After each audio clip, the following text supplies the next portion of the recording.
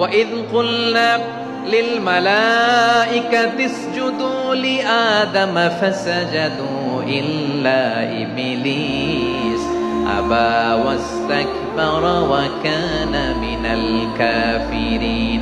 আল্লাহ বলেন, স্মরণ করো সে সময়ের কথা যখন আমি ফেরেশতাদেরকে বললাম, ও ফেরেশতারা আদমকে সেজদা দাও। সব ফেরেশতারা সম্মান সূচক সেজদা আদমকে দিল। তারা আদমের জন্য সেজদায় লুটিয়ে পড়লো, একজন ছাড়া, তার নাম ইবলিস। আওয়াজ করে বলেন, তার নাম কি? সে অহংকার প্রদর্শন করলো, সে কাফের হয়ে গেল। বাকি সব ফেরেশতারা সেজদা দিল। সুবহানাল্লাহ।